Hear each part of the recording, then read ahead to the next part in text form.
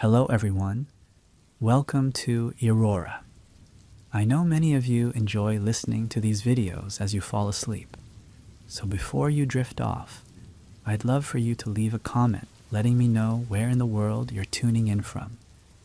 And if you're enjoying the story, don't forget to like and subscribe. Alright, now let's get comfortable, relax, and dive into tonight's case. It began in the quiet of the university library, in a wing where rows of textbooks sat untouched for years. A graduate student preparing for an exam opened a battered volume of criminology and found, scrawled in the margin of Chapter 7, a message that was not part of the printed text. Written in hurried, slanted handwriting with a dull pencil, it read, "I killed her. No one knows. They will never find her." The student alerted staff, who in turn notified campus security. At first, it was dismissed as a grim joke, one of the strange notes left by anxious students over decades. But the handwriting filled not just one margin. Flipping through the book revealed more fragments, half-sentences written between lines of text, cryptic dates, and phrases like "North Lot, 3 nights, and ask about the bridge." The book was pulled from circulation and sent to investigators. Its checkout card, yellowed and soft, showed it had been borrowed dozens of times over 20 years. Names and ID numbers had faded, many belonging to students long since gone. The challenge was clear. Anyone could have left the words at any point. Yet the confessions were detailed enough to demand more than dismissal. The first date scribbled in the margin, October 12th, 1999, caught attention. On that same night, a sophomore named Emily Hart had vanished from campus. She was last seen leaving a study group in the north parking lot around 10 p.m. Her car was found unlocked, her bag still inside. Despite extensive searches, Emily was never located. The case had gone cold, filed among the university's unsolved disappearances. Now, 20 years later, the textbook suggested someone had written about it directly in the very place she might have studied. The words "North Lot" and the date beside them aligned too closely to be coincidence. Forensic experts studied the handwriting. The pencil strokes were faint, but preserved in the fibers of the paper. Comparisons were made to student files from that era, but the archive was incomplete. Thousands had passed through the campus in those years, too many to narrow by script alone. Investigators revisited Emily's case. Witnesses recalled her laughing as she left the study group, walking briskly toward her car. A friend watched her reach the lot, but looked away before she entered. Minutes later, when another student passed, the car sat empty. No struggle was heard, no cry carried across the open lot. The night had been damp, rain threatening, and students hurried indoors. The space between her last step and the car door was all it took for her to vanish. The textbook added chilling detail. Another margin note read, "The bridge was cold that night." The campus sat near a river, its old stone bridge a place where students often walked. In 1999, divers had searched the water, finding nothing. But the note suggested familiarity, someone recalling sensation, not rumor. Library staff were questioned.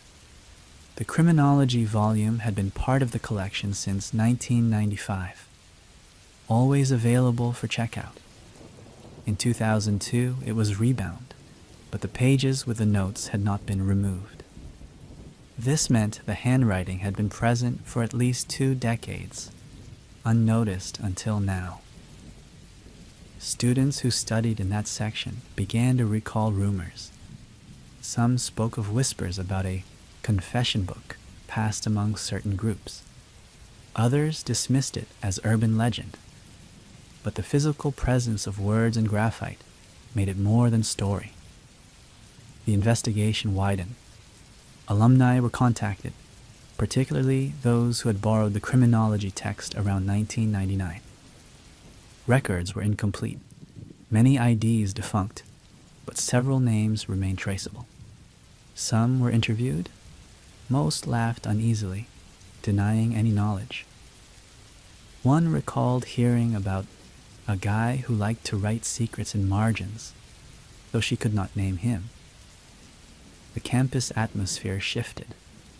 For current students, the discovery turned hallways into uneasy spaces. Some avoided the library altogether. Others crowded to see the book, morbid curiosity drawing them close. The scrawled words seemed to bridge time, pulling a cold case back into the present. At the heart of it remained the voice on the page, blunt, hurried, declarative. I killed her. No one knows. Was it genuine confession, a cruel student's scribble, or a clue left by someone unable to speak aloud? Investigators could not yet say. But one thing was certain. A textbook meant for learning had become a silent witness, holding within its margins the possibility of solving a disappearance that had haunted the campus for 20 years. The criminology textbook, once gathering dust on a library shelf, now sat in an evidence bag under forensic light. Each margin was studied with patience, investigators searching for meaning in faint pencil strokes. While the first scrawl read as a blunt confession, the following notes offered a strange rhythm: dates, fragments, directions, as if the writer wanted to record memory but not explanation. Handwriting specialists were cautious. The letters were uneven, their pressure inconsistent, suggesting they may have been written in haste, possibly over multiple sittings.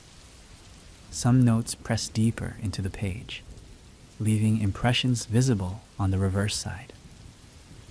Analysts traced these impressions and discovered additional fragments not visible at first glance.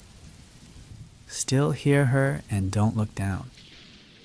Both sentences seemed less like declarations and more like glimpses into a troubled memory. Attention circled back to the disappearance of Emily Hart. Detectives from the original case returned to campus with new eyes.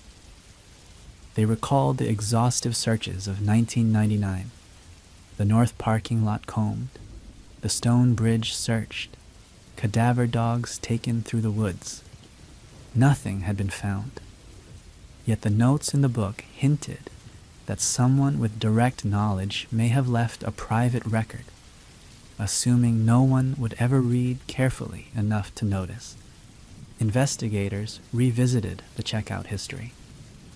The book had been borrowed 14 times in the 2 years around Emily's disappearance. 5 of those names were untraceable alumni. 2 were deceased.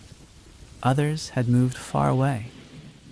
But one stood out, a graduate assistant in criminology who had left abruptly in 2000 after failing to complete his degree.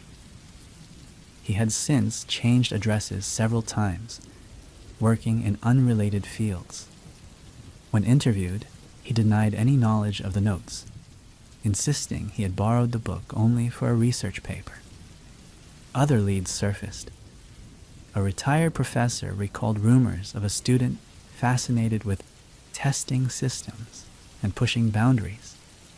That student was said to linger in the library long after others had left. No official complaint had been filed, but the professor admitted the student's fixation on criminology blurred into obsession. When investigators tracked the name, they found he had indeed been enrolled in the late 1990s, but his records showed he withdrew the semester after Emily vanished. Still, there was no proof he had written the notes. Forensic analysts tried to match the handwriting to surviving assignments. but the comparison remained inconclusive. Too many years had passed. Too many variables clouded the line between coincidence and confession. The notes themselves grew stranger under scrutiny. One margin carried a crude drawing, a line arcing downward into a scribble that resembled water. Next to it, faint words read, "She stopped moving." Another page contained the initials EH, lightly etched, and the number 12. October 12th, 1999, the very night Emily vanished. Investigators returned to the river. Technology had advanced since 1999. New sonar scans mapped the depths beneath the stone bridge. Debris fields appeared, logs and silt mounds, but no human remains. Divers revisited sections thought cleared decades before. They found fragments of rusted metal, a tire, discarded objects, but nothing that tied directly to Emily. Yet the symbolism of the notes kept the search alive. Meanwhile, interviews with Emily's old friends reopened old wounds. They remembered her cheerful demeanor, her laughter as she left the study group. None recalled her expressing fear. Yet one friend admitted Emily had complained in the weeks before about someone following her between classes, a presence she described only as persistent. The detail had seemed small at the time, easy to dismiss among the crowded corridors of campus. Now, matched with the words in the book, it seemed heavier. The investigation into the book's history widened further. Librarians confirmed that volumes often circulated beyond official checkouts. Students left them on desks. Others picked them up without recording names. It was possible, even likely, that some writings were added while the book sat unsupervised. This loosened the link between borrower and author, complicating the search. Still, one note refused to be ignored. North Lot, 3 nights. Investigators checked records and found that in the 3 nights after Emily vanished, security patrols in the North Lot had noted nothing unusual. But a groundskeeper recalled, after being pressed, that a car was left there for several days, a faded sedan that seemed abandoned.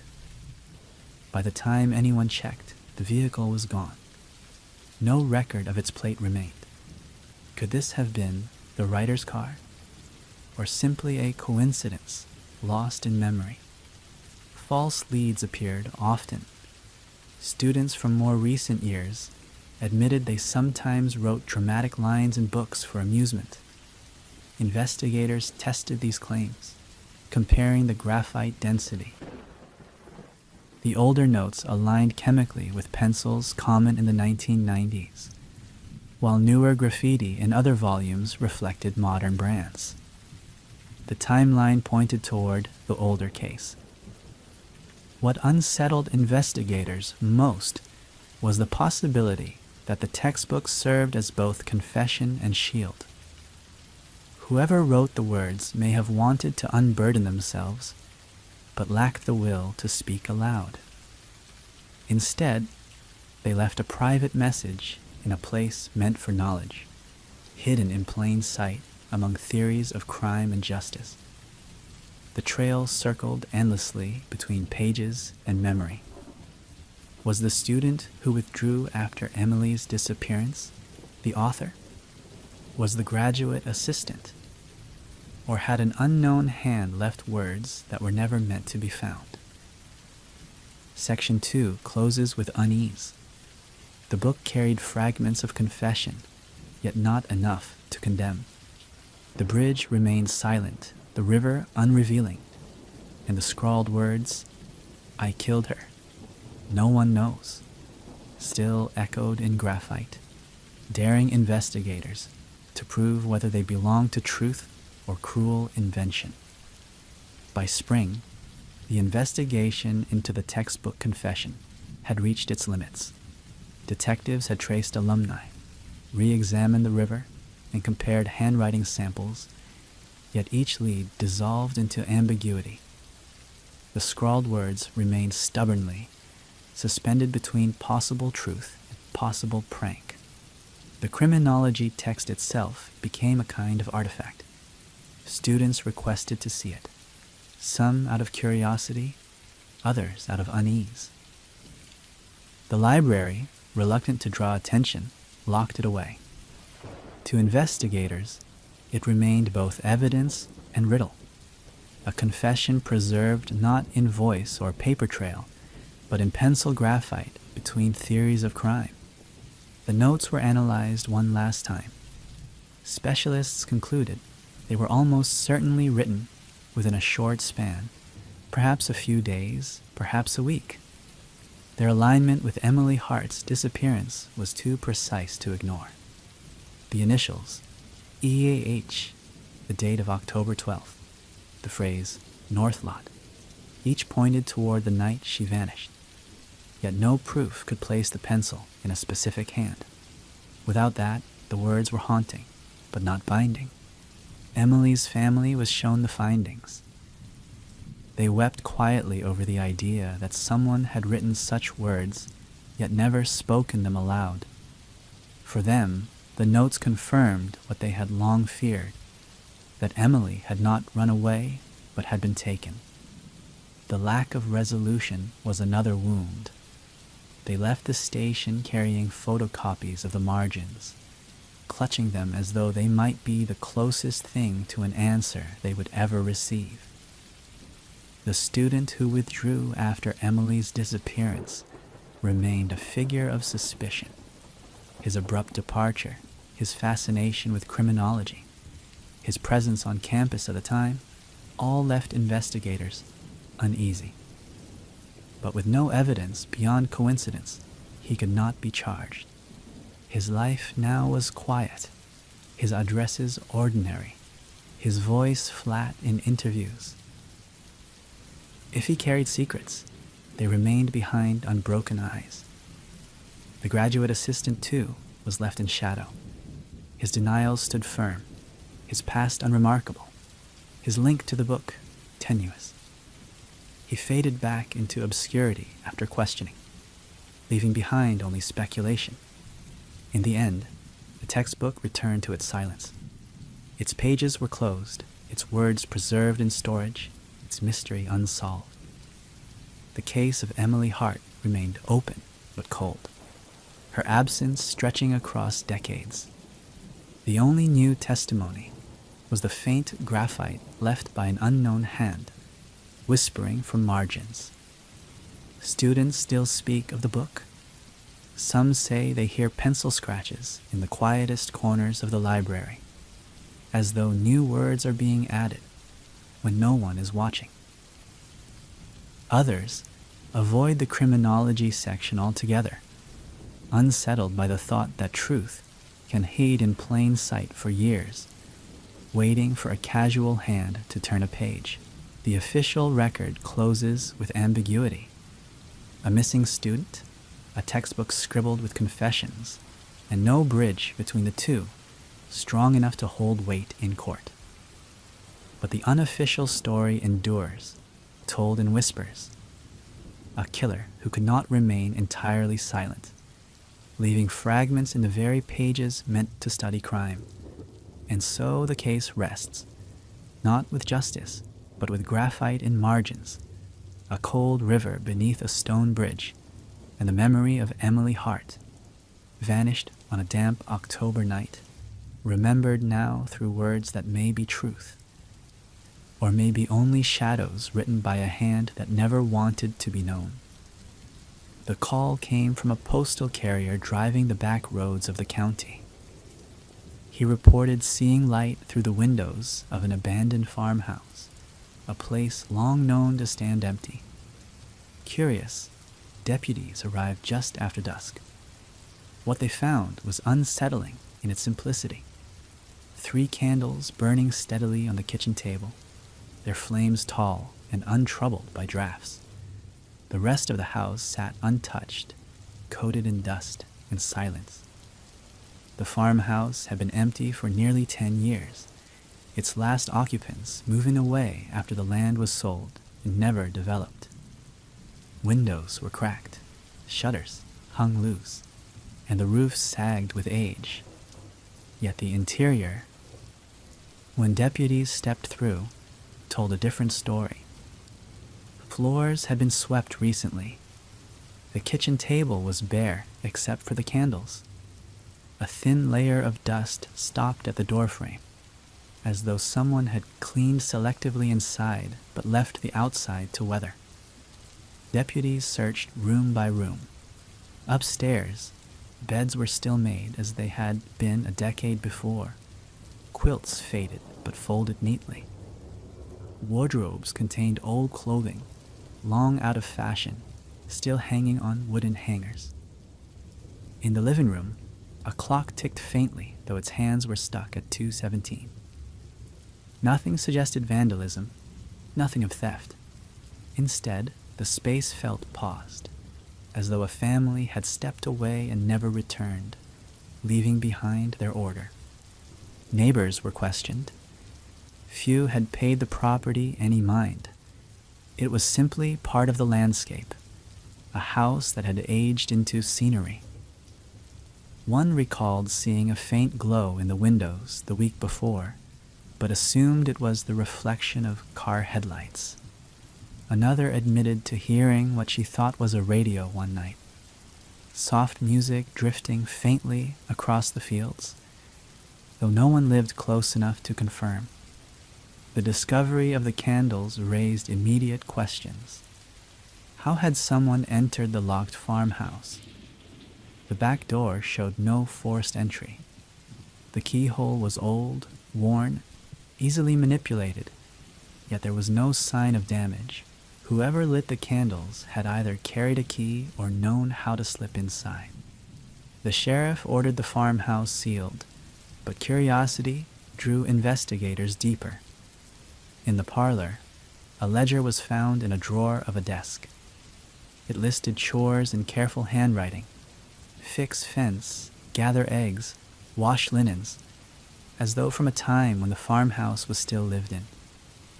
But the final entry, dated years after the family had moved, read simply, "Candles kept, waiting." Fingerprints lifted from the surfaces proved confusing. Most belonged to long-gone occupants, smudged and degraded by time. A fresher set, however, was found on the candle holders themselves. These prints did not match any in the sheriff's database. Investigators returned at dawn to find the candles burned down completely. Pools of wax hardened on the table. But in their place, 3 new candles stood, unlit, arranged neatly in a row. No one had been seen entering overnight. The farmhouse sat in open fields, its silhouette visible for miles, yet someone had returned, unseen, to replace the candles. The strangeness unsettled even seasoned deputies.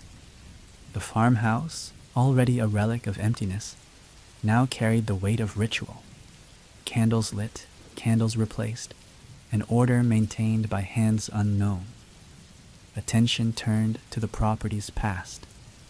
The family who once lived there had left quietly, citing financial troubles. They had no history of violence, no unexplained incidents. The land had changed ownership twice, but never developed. Taxes paid by a distant company with no ties to the county. Yet the ledger, the swept floors, and the burning candles suggested presence in a place declared vacant. Section 1 closes with a question investigators could not yet answer. Who tended to the farmhouse, leaving order and dust and flames in silence? And what purpose did the burning candles serve, flickering in a house abandoned yet not forgotten? Deputies returned to the farmhouse under daylight, hoping that the quiet strangeness of flickering candles would give way to practical explanation. Instead, the house resisted answers. The floors, swept free of dust, carried no clear footprints. The windows, their frames warped by weather, showed no tampering. Whoever entered did so with care, leaving the old boards unstressed and the locks undisturbed. Forensic teams took new samples. The wax from the first set of candles revealed nothing unusual. Ordinary paraffin, store-bought, no identifiable maker's mark. Yet the wicks were hand-cut, trimmed cleanly with a blade, suggesting a deliberate touch. The fresher fingerprints lifted from the brass holders remained unidentified, neither local nor in state records. Investigators canvassed the nearby county roads. Farmers and drivers recalled little beyond vague glows at night. One trucker reported seeing a single figure walking along the ditch line weeks earlier, carrying what looked like a sack or bundle. He thought little of it at the time, assuming a farm hand returning home. Now the sight took on new weight. Attention shifted to the ledger found in the parlor desk. Its earliest entries were mundane, daily chores from decades ago, tallies of hens, notes about weather. But its final entry, candles kept, waiting, remained troubling. Handwriting experts compared the last line to earlier ones. The styles did not match. The earlier writing was tidy, practiced. The final entry leaned awkwardly, heavier on the pencil, as if written by another hand many years later. Neighbors remembered whispers. Children in the area once dared each other to enter the abandoned house. Some returned, claiming they found candles already burning inside.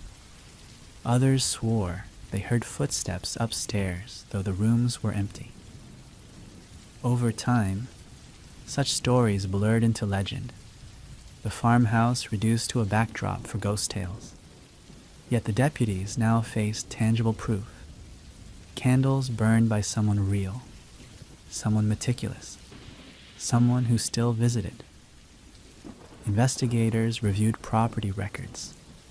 The company that owned the land was traced to an office in another state, but inquiries revealed little. Taxes were paid automatically each year, the owners never visiting. No one could explain why they retained a rotting structure on farmland they never tilled. The paper trail ended in obscurity, as though the farmhouse had been left deliberately untouched. False leads complicated the work. A drifter was reported squatting in barns miles away, but he denied any link. His belongings searched with no candles or matches found. Another tip suggested local teenagers used the house for gatherings, but interviews with students confirmed only casual trespassing, never such deliberate care. The candles themselves took on symbolic weight. 3, always 3, placed evenly on the table. One deputy suggested ritual. Another insisted it was practical lighting. Yet their placement, precise and orderly, seemed to belong less to utility and more to ceremony. Then came a chilling detail. On their third visit, investigators found not 3 unlit candles, but 3 freshly burning again, their flames tall and steady.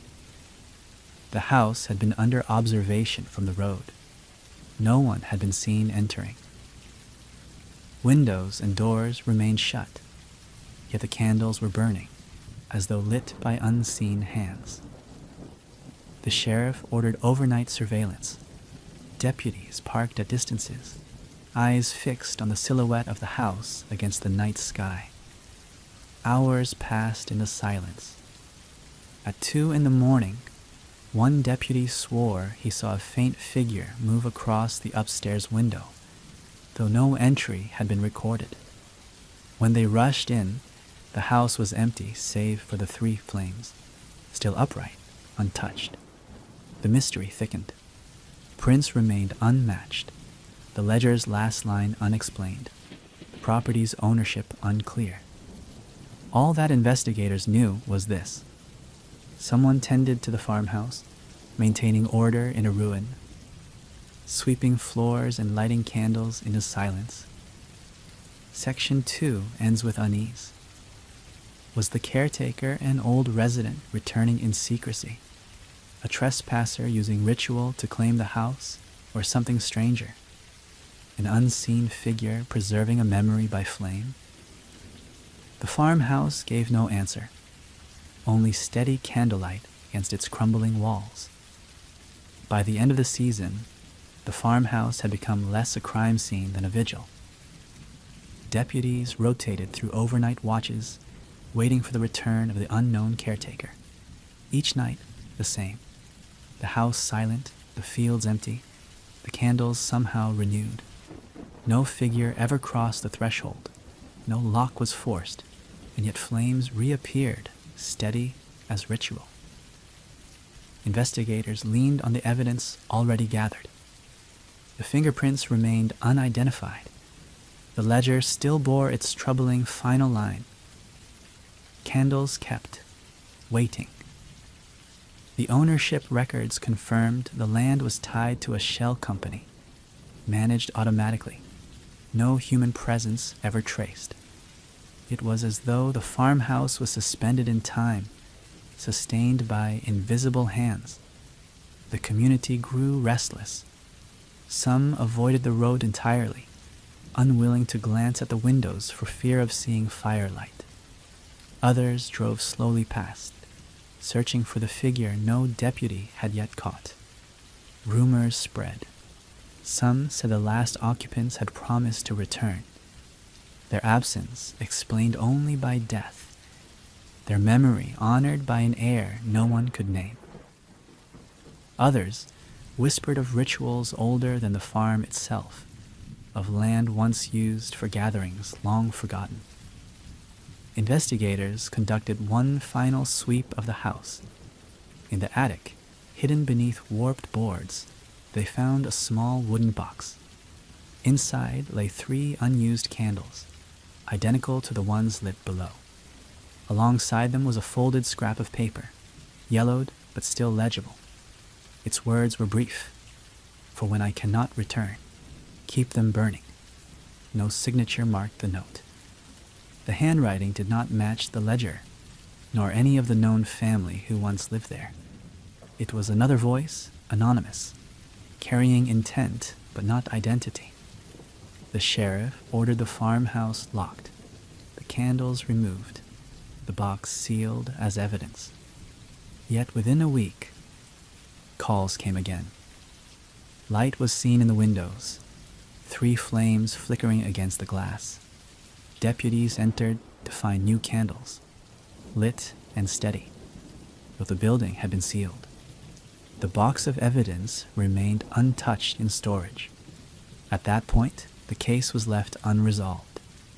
The farmhouse was posted with warnings, its doors chained, but the glow returned at intervals, never caught on film, always confirmed by the eye. The investigation closed with no charges, no suspect, no closure. Officially, it was filed as trespassing by an unidentified party. Unofficially, it became a legend, a farmhouse where order persisted, where someone unseen maintained a ritual of light in silence. For investigators, the most haunting detail was not the candles themselves, but their precision. Always 3, evenly spaced, flames untroubled by draft. A sign of intent, not chance.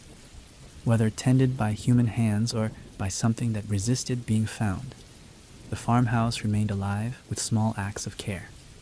And so the story rests. A farmhouse abandoned, yet not forgotten. Candles lit against dust, wax pooling on wood, flames steady in the dark. A presence remained. Name unknown, purpose unspoken. The final entry in the sheriff's log summed it in 5 words. Candles burning, house still waiting.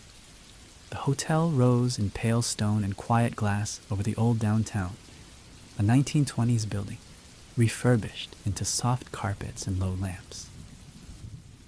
Its elevators, 4 brass-framed cars with mirrored walls moved with a hush that felt older than their mechanics, a hum underneath the lobby music like wind through strings. On most nights, they carried late arrivals to their rooms, conference guests back from dinners, staff on predictable rounds. On a Thursday in early winter, the cameras above car 3 showed a woman step in at 12:07 a.m., press a button, and vanish somewhere between the lobby and the 17th floor. Her name was Elena Marlowe. She was 35, a project coordinator in town to finalize a venue contract. Her flight had been early, her day long. By 10:30, she had answered emails, stacked folders in her room, and sent a message to a colleague, all set. Walkthrough went fine. At 11:42, keycard logs recorded her room door opening and closing. At 11:56, she texted her sister a photo of the lobby's winter display, glass icicles lit from within. Pretty here. One more day. The phone went dark after that. The lobby camera held her in a clean frame at 12:05. She crossed the marble with a small ice bucket, swinging from 2 fingers, her coat unbuttoned, her hair tucked behind one ear. She paused at the directory, glanced up toward the elevator indicators, and waited with the unhurried patience of someone measuring the end of a day. The night clerk, 2 desks away, looked down to initial a printout. A bell chimed low and soft. Car 3 arrived, doors whispering open. Inside the cab, the mirrored panels reflected back a small, ordinary scene. A travel-tired woman, an empty bucket, a button press. The indicator over the door flicked from L to 2 to 4 with an even tempo. The hotel had no labeled 13th floor. The sequence would climb toward 17, steady as a clock. In the maintenance room downstairs, a log would later show something else at 12:08:03. A brief door-dwell anomaly, a notation that normally meant nothing more than a longer pause than requested. The 17th floor was quiet at that hour. A long corridor with blue carpet and framed sketches of the building in a previous life.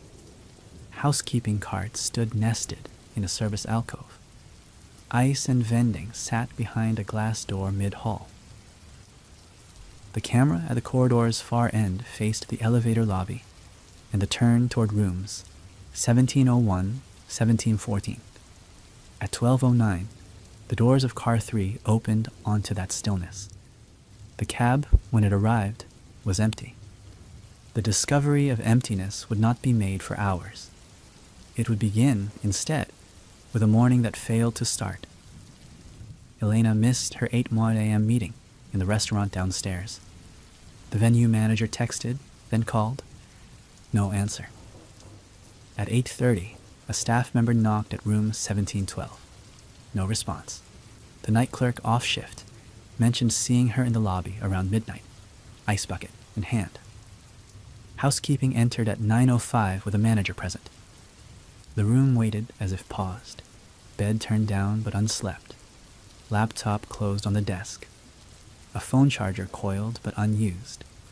Elena's suitcase stood open, clothing folded in halves, receipts stacked inside the lid.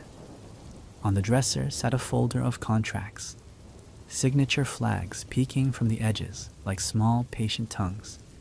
Security was called. Cameras were pulled. The elevator footage from 12:07 showed her plainly. She stepped in, pressed 17, shifted her weight, and watched the numbers rise. At 12:08, oh no, the car slowed at 14, doors opening a precise 12 inches, then closing again. No one entered, no one left. The car rose. At 12:08:34, it reached 17, settled, opened. The lens saw the back wall and the mirrored corner, the brass handrail catching a thin sheen of lobby light carried upward by her coat. No one stepped out. The doors closed softly. Then the car idled, empty. They watched the sequence again, frame by frame. Her reflection moved with the car, a slight sway at each stop. When the doors parted on 14, she stood near the control panel, head turned toward the seam as if listening. There was nothing. No movement in the hall camera on 14, no shadow crossing the threshold, no hand in the gap. The doors closed. The ascent continued. Keycard logs showed no entry into 17012 after 11:42 p.m. Elena's card was never used again. Stairwell cameras, installed at the landings, but not the intermediate runs, showed no one stepping in from the 17th floor lobby between midnight and dawn. The service elevator recorded no movement within that window. The roof access alarm remained silent. The security manager spread the timelines across a table in the back office. The lobby sighting at 12:05, the elevator entry at 12:07, the brief hesitation on 14, the arrival at 17, the empty cab opening to a sleeping corridor. He tapped a pen against the printed log that marked the dwell anomaly. The maintenance chief said, without certainty, that older systems sometimes hiccuped when two calls overlapped, one keyed from a floor, another from inside. The manager nodded, unconvinced. Staff interviews offered little more than the ordinary. The night porter made rounds on the mezzanine at 12:10, log signed by his initials. A room service attendant returned a tray on 16 at 12:06. The hallway camera caught him pushing the cart away. No one reported seeing a woman step from the elevator. No one heard a door open on 17. The ice machine sat untouched, its bin still heaped to a flatness that showed no scoop taken after 11:50. The bucket Elena carried should have clicked against the grate. It did not. They searched for technical gaps. In buildings like this, the mechanical floors live between numbers. Somewhere above 12 and below 14, a locked level, M, held fans, tanks, and elevator equipment. The only access required a key and a test sequence that bypassed passenger calls. At 11 p.m., the maintenance log recorded a filter check on M by the evening engineer. He returned the key at 11:17 and left the property at 11:30, a timing confirmed by the garage camera. The overnight engineer signed in at 11:58, assigned to a boiler alarm on level B2. His rounds were traced by timestamp scans. None intersected car 3. They tested the elevator safety edges, the light curtain that stops doors from closing on a body. Perfect. They measured the cab weight sensors. Normal.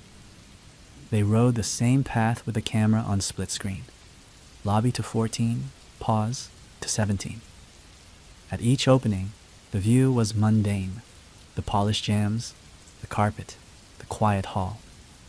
At each closing, the car sealed its reflection again.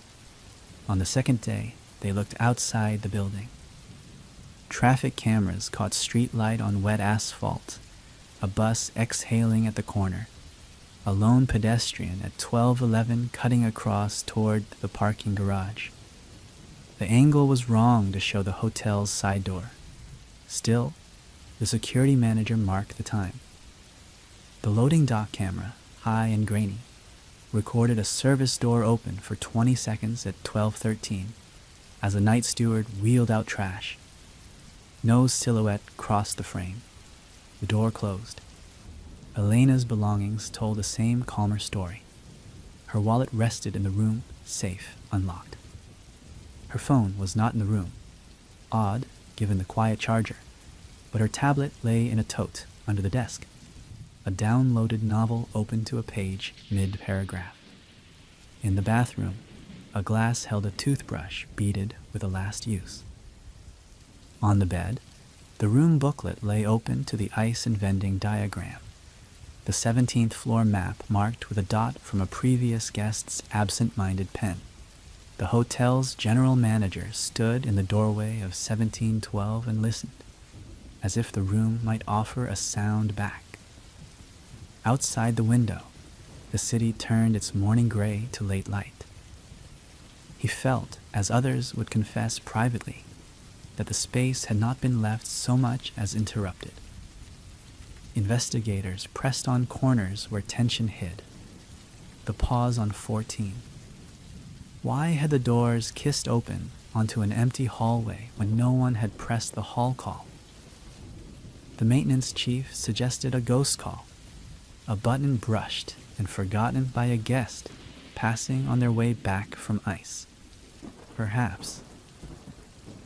The indicator at 14 never lit. The hall camera showed no one nearby for 10 minutes before and after.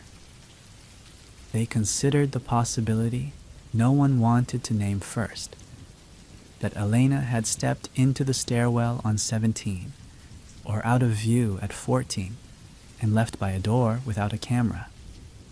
But the stairwell doors were alarmed after midnight. Their logs were clean. The hall corner camera on 17 captured the entire small lobby and the fire door within its frame. No motion disturbed the blue carpet. On the third day, a smaller detail surfaced from the server's slow-running archive. A frame at 12:08:33 inside the cab, where a sliver of reflection flickered on the rear panel just as the car decelerated towards 17. It could have been the brass handrail catching light from the indicator. It could have been the ghost of a movement that meant nothing. Investigators circled it with a felt tip marker on a printed still, then set it aside, unsatisfied by either explanation. They spoke to Elena's sister by phone. She described a person measured and careful, someone who counted receipts and double-checked flight times. She had, the sister said, a habit of taking hotel ice late at night to fill the glass and listen to it crackle as it settled. It helped her sleep. The sister paused, then asked the question others had begun to voice in different words. How does a person ride a box between two floors and not arrive? The elevator contractor arrived on the fourth day. A man who had worked on these cars through the renovation. He listened to the humming machine room, watched the relays chatter like small insects, opened a panel and read logs in the language of voltages and pauses. He shook his head slowly. No fault codes at the relevant minute. No drop in weight sufficient to indicate a body leaning or falling. No emergency stop. The door dwell anomaly could have been a finger on the open button, or nothing at all. They walked the shaft as far as safety allowed, with the car parked at the roof and lights thrown down the long rectangle of dark. The steel guide rails gleamed, the cables nested pure and black. No sign of a jam, no fallen object. No torn fabric, no scratched paint in a place where a panic might leave an accidental mark. The space returned light as a sheen and sound as a deep, steady note from the motor above. When the search exhausted the vertical world, they returned to the horizontal one and traced the 17th floor inch by inch. They opened housekeeping closets and counted towels. They checked behind vending machines, moved armchairs in the sitting niche, and measured the small air that lay behind the decorative grills. They found dust consistent with years of unremarkable use, nothing more. Beyond investigation, two quiet facts remained. Elena Marlowe entered car 3 at 12:07 a.m. with an ice bucket and the softened weariness of a traveler closing a day. Car 3 opened at 12:09 onto a corridor that registered no motion, and an ice machine that registered no scoop. Between those facts lay a short ascent and a pause on 14 that could be explained as a nothing, or as the only hinge the story possessed. The night clerk, in his second statement, remembered one additional detail. As Elena waited at the directory, she turned her head slightly as if a sound had touched her name. Like she heard something, he said, searching for words and finding only that gentlest of imprints. Not alarmed, just listening. He could not place the sound. The lobby that late was mostly breath and whisper. In the days that followed, guests rode car 3 with a new stillness, watching numbers, listening for the subtle slip of doors that suddenly felt like a threshold. A few asked to be placed on lower floors. One requested the stairs. The hotel obliged and polished the brass of the elevator frames until they showed the clean shape of anyone who stood before them. What remains from that first week is not proof, but a shape traced by timings. An elevator that accepted a passenger and delivered no one. A floor that showed no footprint. A system that recorded only a moment of indecision as doors parted to an empty hall. The investigation would move next into the patterns of calls and keys. The lives of the few wakeful guests on 14 and 17. The service corridors that thread a building's quiet heart. For now, the question sits where the doors meet their track and the mirrors hold their patient reflection. What presence, heard but unseen, touched Elena's attention between lobby and 17th? And where did she go in the small space where an elevator pauses, opens, and then closes again with nothing left inside? The case of the missing passenger from car 3 began to bend away from mechanical fault and toward human presence. If Elena Marlowe did not arrive at her floor, then she had either stepped somewhere unseen or been met by someone who left no trace. Investigators returned to the 14th floor pause.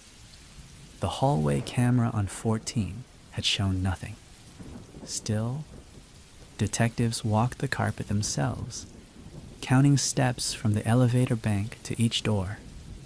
The corridor was narrow, its wallpaper a faded cream, its lighting dimmer than higher levels. On the night of Elena's disappearance, only 3 rooms were occupied: 1402, 1407, and 1415. Guests in each were interviewed. The occupants of 1402, a couple attending a medical conference, recalled hearing the elevator doors open around midnight. They had expected footsteps, but heard none. The guest in 1407, a sales representative, had been asleep, his key card confirming entry at 11:30 p.m. The occupant of 1415, a woman on extended stay, admitted to reading late, but said she noticed only a soft chime in the closing doors. None saw Elena step into the corridor. Attention then shifted to service routes. 14 contained a housekeeping closet, a narrow service passage, and a locked door to a freight alcove. The freight alcove connected indirectly to the mechanical level between floors. Technicians confirmed the locks required staff keys. Records showed no authorized entries that night. Yet when investigators dusted the handle of the freight door, they found a faint, partial print. Smudged, incomplete, impossible to match. The possibility that Elena had been drawn through service areas became the primary line of inquiry. Staff rosters were scrutinized. Of the 5 employees working overnight, all accounted for their tasks through time-stamped scans. Porter on mezzanine, steward at loading dock, engineer on B2, clerk at front desk, attendant on 16. None admitted stepping onto 14. Still, investigators noted that the staff corridor cameras, older than the rest, had suffered outages. On the night of her disappearance, Two cameras covering 14's service wing dropped signal between 11:50 p.m. and 12:20 a.m. When logs were pulled, the error was listed simply as signal interruption. This anomaly placed possibility into the space where proof was absent. Investigators considered another detail. Elena had carried an ice bucket. If her intent was only ice, she would have exited at 17, where her room stood near the machine. Why then the pause on 14? Did someone waiting there press the hall button, causing her to glance up as the doors parted? Did a voice call softly, enough to draw her attention? Detectives spoke again with the night clerk. He described Elena turning her head slightly in the lobby, as though hearing something. Could the same unseen presence have called to her again on 14? The search widened to maintenance logs. Engineers confirmed no active work orders at the time, but one entry from earlier in the week caught attention.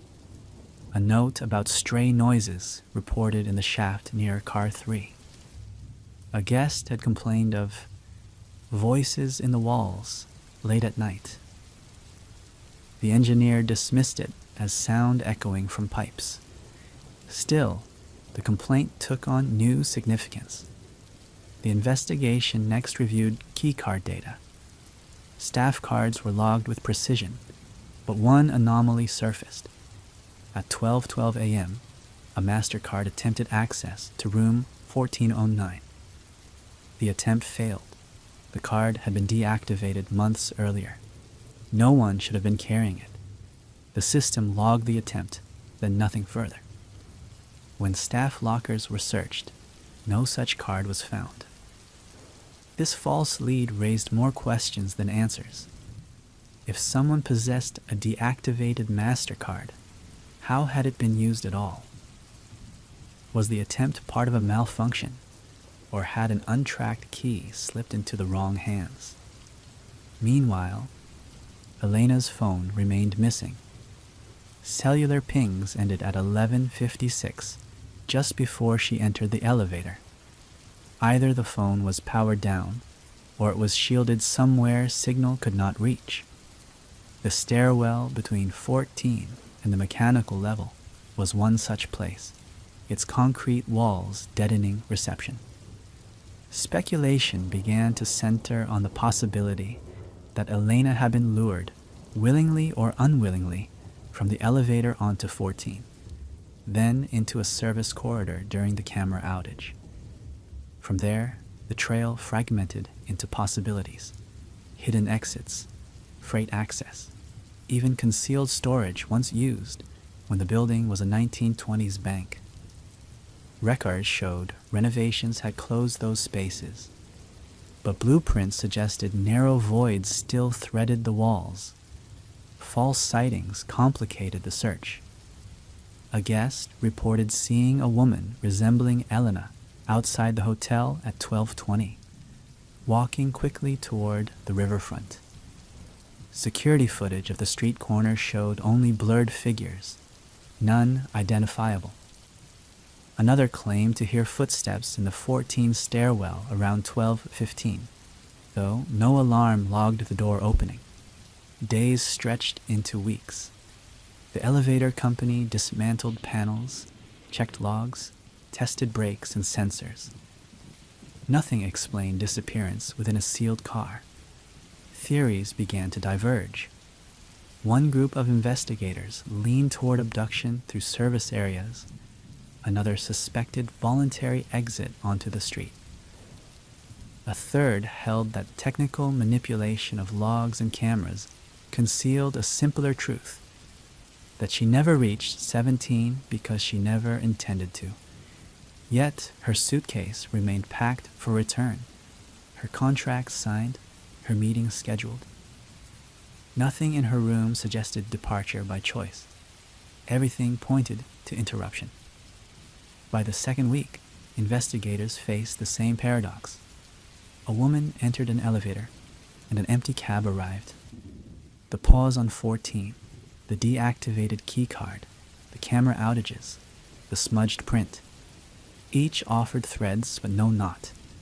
And so Section 2 closes on tension. Was Elena drawn out by someone waiting unseen? Did she step into a corridor she should never have entered? Or did the elevator itself become a boundary between presence and absence, closing on her reflection while leaving nothing for the cameras to receive? By the third month, the investigation had thinned into fragments. Technicians had opened every panel of Car 3. Engineers had walked every stairwell. Detectives had spoken with each guest awake that night. Yet Elena Marlowe remained missing. Her absence lodged like a silence in the very frame of the hotel. The 14th floor pause held its grip. If she had stepped out there, the corridor gave no trace.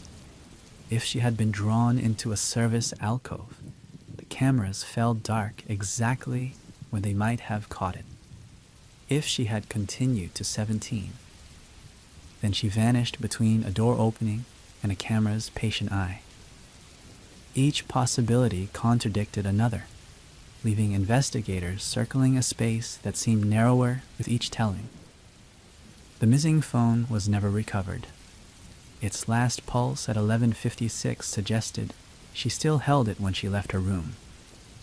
Some argued the device was pocketed by whoever met her, switched off deliberately. Others believed it still lay somewhere within the building, its battery long dead, hidden in the walls or floors where signals could not seep. Searchers with scanners swept the mechanical level, but concrete and steel swallowed certainty. The false master keycard was tested again.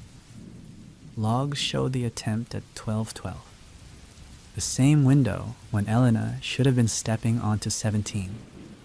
The system listed it as a failure, the card deactivated. Yet the attempt was logged as if someone had held plastic to brass. The card itself was never found. Its ghost in the record became one more presence without body. Rumors threaded through the hotel. Some guests claimed they heard her voice in the elevator days later, a faint cough carried with the hum of cables. Others whispered that Car 3 paused too long at 14 even when uncalled, its doors parting onto an empty hall before gliding shut again. Staff rode reluctantly, some asking to be reassigned to floors away from the service wing. Theories diverged. Some investigators believed Elena had been the target of an abduction, staged with precision, camera outages, keycards, and timing all too aligned to be chance. Others countered that no evidence of forced entry, struggle, or demand had surfaced.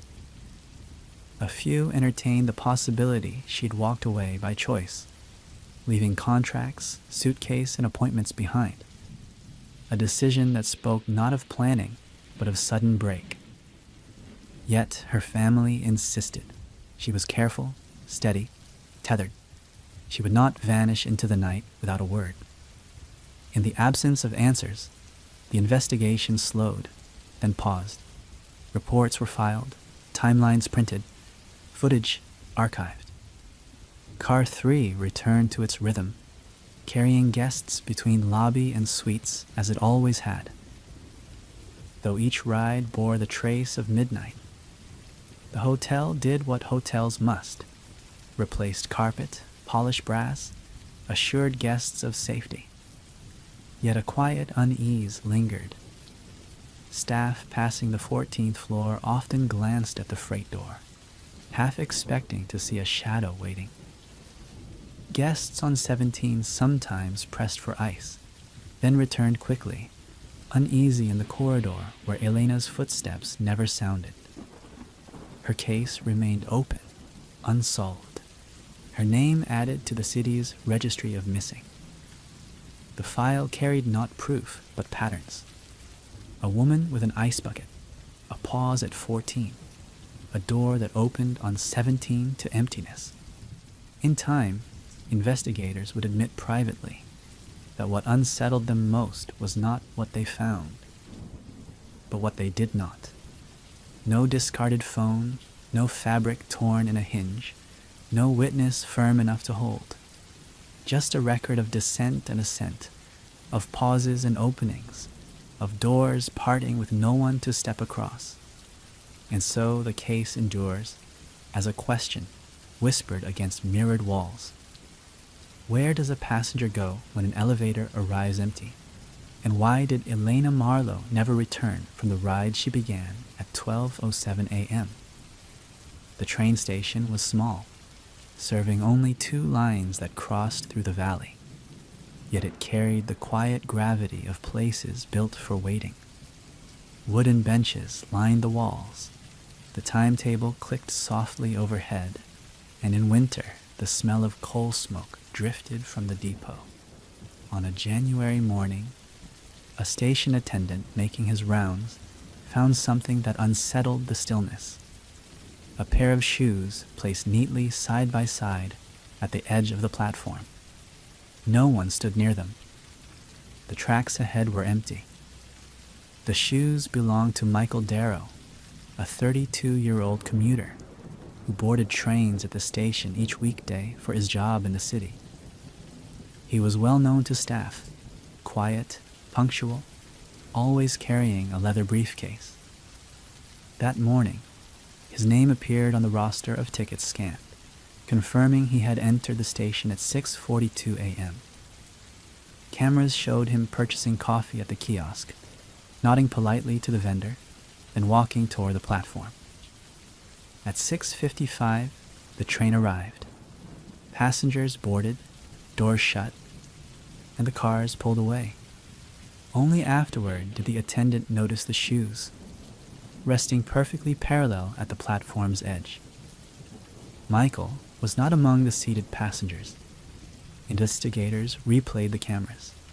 At 6:48, Michael was seen walking across the concourse, cup in one hand, briefcase in the other. He paused near a column, set his cup on the ledge, and bent as though adjusting his shoes. At 6:49, he stood again, carrying the briefcase but leaving the shoes behind. He stepped barefoot across the platform tiles, his expression unreadable in the grainy feed, then moved out of the camera's sightline near the far end. No footage captured him boarding the train. Witnesses were few. One passenger recalled a man walking without shoes, though she assumed he was joking with friends. Another thought she saw someone standing at the far end as the train pulled in, but the crowd obscured details.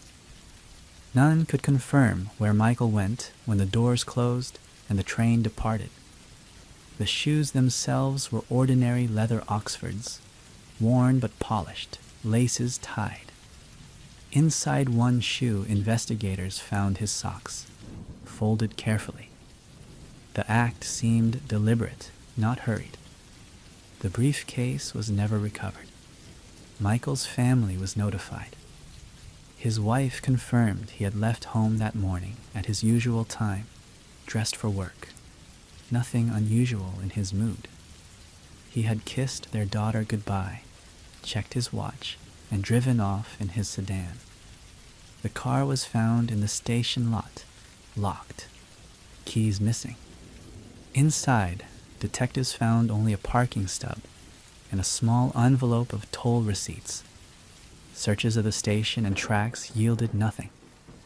Dogs traced his scent as far as the platform's far end, then lost it near a maintenance gate. The gate was locked, but the fence beyond carried a small gap at the bottom where soil had eroded. Whether Michael had slipped through or the trail simply ended there remained uncertain. Attention shifted to his personal life. Michael worked in logistics, a steady career with long hours but no apparent turmoil. Colleagues described him as methodical, soft-spoken, the sort who disliked attention. His wife said he had been tired recently, distracted at dinner, but insisted nothing seemed serious enough to prompt vanishing. Yet the shoes, neatly left, socks folded, suggested intention Was it a symbolic gesture or an act of haste disguised as order? Investigators struggled to define it. What they knew was this: Michael entered the station with shoes, briefcase, and ticket. Minutes later, the train left with neither him nor his belongings. All that remained were 2 empty shoes, placed with care beside the platform's edge. Section 1 closes with an unsettling question. Did Michael step deliberately away from the life that morning train carried? Or was he interrupted in those silent minutes when the crowd looked elsewhere and the doors slid shut? Detectives returned to the station in daylight, combing through corners often overlooked in routine traffic. They studied the gap by the maintenance gate where the dogs had lost Michael Darrow's scent. Beyond the fence lay a stretch of gravel, leading to a service path that ran parallel to the tracks. The soil showed no fresh impressions. The winter frost had hardened the ground. Still, the absence of visible marks did not mean the absence of passage. Investigators re-examined the surveillance feed frame by frame. At 6:49, when Michael set down his coffee and bent to adjust his shoes, his posture lingered longer than necessary, as though making a decision. His socks, folded inside, were placed with such care it unsettled analysts. This was not the hurried act of someone panicked. It was measured, intentional. The footage then showed him walking barefoot across the platform tiles, briefcase in hand. A closer review revealed something easily missed at first. His head turned slightly as though following a sound, or perhaps someone's movement out of the camera's range. Investigators wondered whether he had been signaled towards the far end, out of sight before the train arrived. Passengers were interviewed again. One woman remembered seeing a barefoot man holding a case, but assumed he was part of a group she could not identify. Another thought she saw him standing near the maintenance gate as the train pulled in, though the view was blocked by others boarding. No witness reported him stepping onto the train. Detectives followed the path beyond the gate. It curved toward a disused freight shed, boarded up but still accessible through broken panels. Inside, dust coated the floor except for a faint trail disturbed by recent passage. Among the debris lay a paper cup from the same kiosk Michael had visited that morning, though the timestamp printed on its side was hours later, belonging to another sale. Nothing conclusively tied the shed to him, but its proximity made it a space of suspicion. Attention then turned to Michael's briefcase. His wife described it as old but sturdy, lined with receipts and routine paperwork. He carried it daily, though rarely discussed its contents. Co-workers recalled seeing it at his desk, filled mostly with contracts and timetables. Its absence at the station complicated theories. If Michael intended to disappear, why carry the case into obscurity? If he had been taken, why had no trace of it surfaced? Investigators searched the freight shed thoroughly, then expanded outward to drainage tunnels beneath the tracks. These tunnels, used for storm runoff, ran beneath the valley and opened onto woods. Dogs brought into the tunnels gave faint alerts, but found no belongings, no clothing, no case. The echoes of dripping water and the hum of distant trains became part of the file, sounds without resolution. The possibility of voluntary disappearance remained. Colleagues insisted Michael showed no signs of distress, yet his wife admitted he had been quieter in recent weeks, restless at night. A draft email found on his home computer contained only a few words before deletion. I can't keep Nothing more followed. For investigators, the fragment felt like a hinge. Was it evidence of a decision to walk away, or a half-formed message of struggle? False leads arose quickly. A man barefoot on a rural road was reported days later, but he proved to be a local resident, known for eccentric habits. Another caller swore they saw Michael boarding a bus in the city that same morning, but security footage showed a different commuter. Each report collapsed under verification. The shoes themselves were analyzed, polished carefully. They bore no scuffs suggesting struggle. The socks folded within showed no dirt, as though removed before he stepped onto the platform tiles. The act was deliberate, but its purpose opaque. Some detectives speculated ritual, a personal gesture before departure. Others saw staging, an intentional signal left for those who would search. The investigation also reviewed train schedules. Michael's usual train departed at 6:55, but a freight line passed through on the opposite track minutes later. If he had stepped down unseen, he could have crossed into areas where cameras did not reach. Yet no engineer reported a figure near the rails, and no evidence of accident appeared. By the second week, the case had split along two theories. One held that Michael had planned his disappearance, leaving shoes as symbolic marker before walking away into spaces beyond surveillance. The other held that someone had met him at the far end of the platform, leading him through the maintenance gate toward a fate not yet uncovered. But both theories confronted the same riddle. Why leave behind shoes so neatly placed, socks folded within, as though tidied for someone else to find? Section 2 closes with tension. Michael Darrow walked into the station with shoes, ticket, and briefcase. The train left without him. Beyond the platform stretched only gravel paths, boarded sheds, and echoes of footsteps never caught. Did he choose the path himself, or was he led into silence? Winter passed into spring, yet the shoes remained in memory, carefully catalogued in the evidence room and in the minds of investigators. They had carried no secret compartments, no hidden notes, no trace beyond their careful placement. Still, they felt heavier than their leather weight, as though the gesture itself bore a confession. Detectives re-interviewed Michael's family. His wife repeated what she had told them before. He was steady, reliable, sometimes weary, but never reckless. Their daughter, too young to grasp absence, asked when her father would step off the train. Each retelling of that morning began the same way: coffee, ticket, shoes, and ended with the silence of a man stepping out of sight.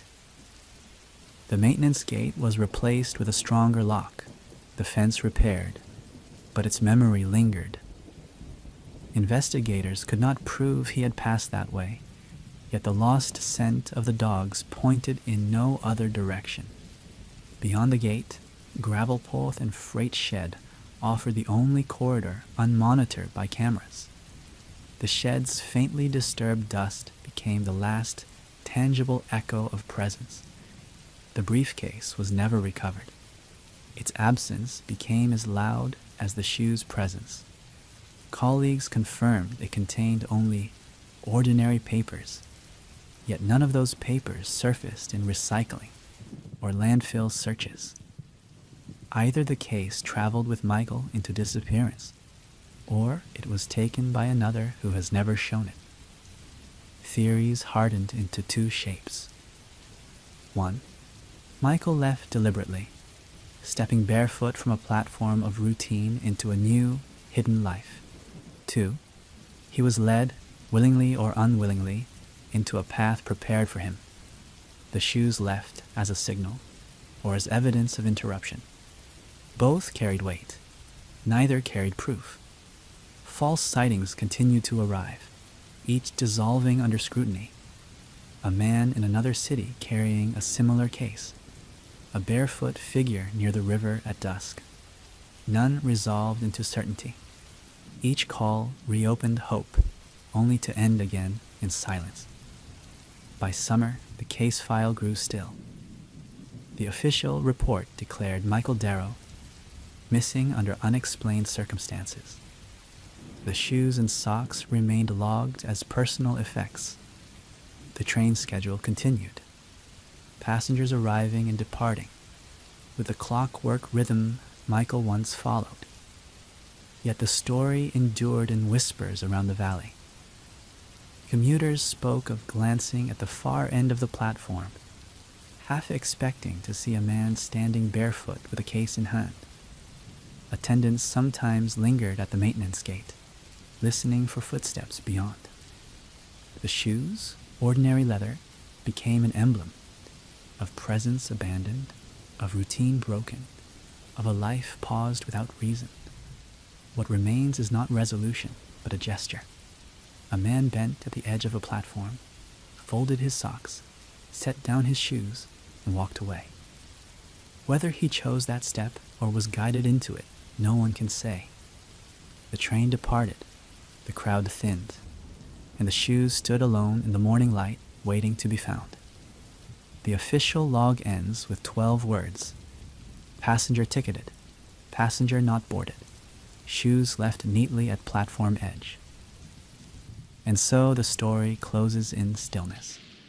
Shoes without a traveler, a briefcase without a path, and a station that remembers the silence of a man who did not take his seat. The boarding house was old but respectable, a 3-story brick building on the edge of town. Its corridors carried the faint smell of polish and dust, and each room was let to long-term tenants who preferred quiet routines. One such tenant was Martin Hale, a bookkeeper in his mid-40s. He had lived there for nearly 6 months, paying rent on time, keeping to himself, and leaving no mark except the soft shuffle of his steps on the stairwell. On a Thursday evening, Martin was seen entering his room on the second floor around 8:30 p.m. The landlady, Mrs. Green, heard his door close and lock. At 9, another lodger passed in the hall and noticed light under his door. At 10 Moitié, faint music drifted from within, an old radio playing softly, something Martin always used to lull himself to sleep. By morning, the room was silent. When Mrs. Green came with her key to deliver a letter, she found the door still locked from the inside. No response came when she knocked. Assuming Martin had overslept, she let herself in. The room appeared perfectly ordinary. The bed was made. His ledger sat open on the desk. A pair of shoes stood neatly by the wall. The window was latched from within. The only absence was Martin himself. Police were summoned. They confirmed the door had been secured by the interior bolt, a mechanism that could not be engaged from outside. The window, too, was fastened, the paint on its sill unbroken. No crawl spaces existed, no adjoining doors connected to neighboring rooms. Martin's belongings remained in order, clothing folded in drawers, wallet with cash on the dresser, watch ticking steadily. The radio sat silent, its dial turned to a local station. It was as if he had dissolved into the air between his last song and the morning knock. Neighbors offered little. One recalled hearing a faint thud around 10:15, but assumed it was furniture shifting. Another claimed she smelled something like candle wax in the hall, though no candles were found. No one reported footsteps down the stairwell. No one saw him leave. The investigation began with suspicion of hidden exits. Carpenters inspected the walls and floorboards, searching for trapdoors or false panels. None appeared. The plaster was old but intact, the joists unbroken. The only ways in or out of the room were the latched window and the bolted door. Both had remained sealed. Attention turned to Martin's life. He worked at a modest firm downtown, his accounts tidy, his desk organized. Colleagues described him as reliable, if quiet. He had no known debts, no open conflicts, no pending travel. His habits were steady. Dinner at the same cafe, a walk back to the boarding house, radio until sleep. Nothing suggested he had reason to vanish. Yet, vanish he had, from a room that resisted intrusion and offered no exit. Investigators stood in the silence, noting the clock that ticked on the mantel, the faint impression of his weight in the chair by the desk, and the order that felt interrupted rather than completed. Section 1 closes with the unanswered riddle.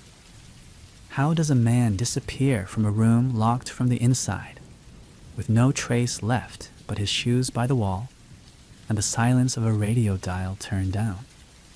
Detectives approached the case as a puzzle that must yield to detail. They began with a physical room. Carpenters measured the boards, inspectors tapped the plaster, locksmiths studied the bolt. The door's mechanism was simple. A brass slide mounted inside, visible and intact when police first entered. No tampering showed on its screws. The bolt could not be manipulated from outside through the keyhole or the frame without leaving tool marks. The window, too, resisted theories. Its latch was secure, its sill layered with years of paint. Dust clung to the grooves, unbroken. Even if Martin had climbed out, investigators argued, flakes of paint or disturbed dirt would have betrayed it. None appeared. The height, 2 stories above a stone yard, made such an exit dangerous even for someone desperate. Attention turned to the other tenants. Mrs. Green, the landlady, described Martin as polite but reserved. He paid promptly, never hosted visitors, never raised his voice. The lodger in the next room, a traveling salesman, said he often heard the faint murmur of Martin's radio at night, but nothing unusual on the evening in question. Another tenant, a seamstress, remembered a muffled thud around 10:15, but no further sounds. No one admitted to seeing him leave. Investigators examined Martin's belongings. His wallet, with modest cash, rested on the dresser. His watch ticked steadily beside it. Clothing filled the wardrobe, shirts pressed neatly. The bed was untouched, corners tight as if waiting for the night that never came. On the desk lay an open ledger filled with neat columns of figures, balanced to the cent. His pen, capped, rested alongside. No note was found. No sign of preparation for departure existed. His suitcase remained beneath the bed, packed with nothing. His shoes, placed by the wall, suggested he had intended to remain indoors. Every detail pointed toward continuity. An evening begun, a night intended to be ordinary. The thud reported by the seamstress intrigued investigators. They measured the floor beneath Martin's room. Directly below lay the parlor, where no sign of disruption appeared. If something heavy had fallen, no mark showed. Yet the memory of sound persisted. Could it have been Martin collapsing? If so, why no trace of him after? Attention turned briefly to the boarding house's history. The building, raised in the late 1800s, had served as both inn and residence. Rumors spoke of concealed servant passages and sealed-off stairwells. Carpenters confirmed no such structures remained.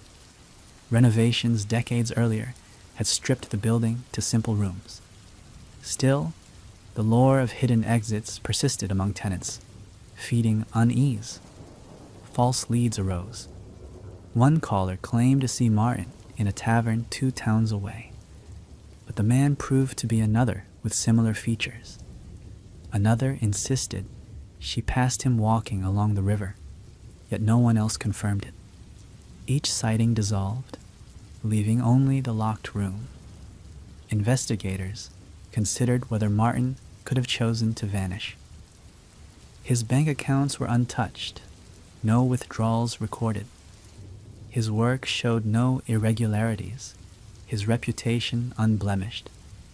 If he intended disappearance, why lock the door from within and leave all possessions? Why not carry money, suitcase, or watch? Theories emerged within the police ranks. One argued Martin had fallen victim to foul play staged within the room.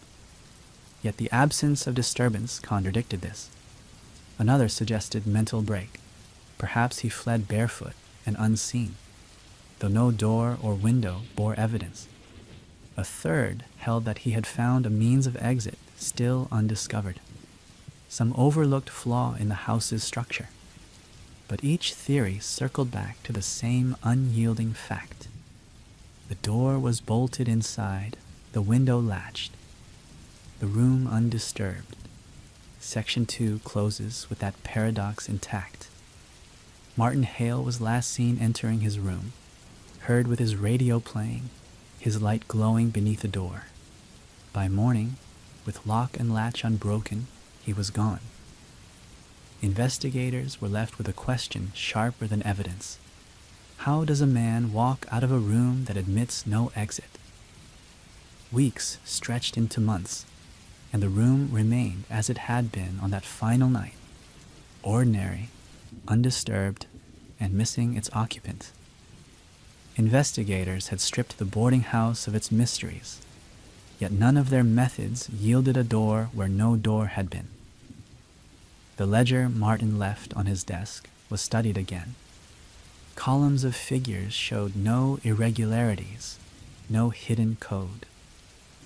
Yet, in the margin of the final page, faint pencil lines were found, unlike his usual ink entries. The words were brief. Quiet is the only way. Whether it was a note, a fragment of thought, or something unrelated, no one could say. The absence of disturbance remained the most haunting fact. No sign of struggle, no mark of intrusion. The lock, the latch, the paint on the windowsill, each preserved the story of a room sealed from within. Yet Martin was gone. Neighbors grew uneasy. Some refused to pass the door at night, claiming they heard faint music from within, as though the radio had switched itself on again. Others insisted they smelled wax or polish stronger than before. Mrs. Green, the landlady, finally moved his belongings into storage, but the emptiness of the room felt heavier than furniture could explain. Theories spread quietly in town. Some believed Martin had engineered his own escape, discovering or creating a passage overlooked by renovators. Others suspected foul play so precise it left no trace, though who could have carried it out in silence remained unanswered. And others whispered of stranger things, that the room itself had taken him, a house that did not surrender everyone who slept within. The official record eventually closed with the line, "Subject Hale, Martin, missing, presumed dead, circumstances unresolved, room secure at time of disappearance. No charges were filed, no further searches ordered." The paradox became a fact in itself, entered into a file and sealed. But for those who lived in the house, the mystery never faded. The door to his room was kept locked, yet tenants swore sometimes they saw light beneath it, as though someone still moved inside. The air in the corridor held a weight, not of sound but of pause, the kind of pause left by a man who stepped into his room, turned his bolt, and never opened the door again. And so the story rests not with resolution, but with the silence of a locked room where shoes stood by the wall, a watch ticked on the dresser, a ledger lay balanced on the desk, and the man who lived among them vanished as though the air itself had claimed him.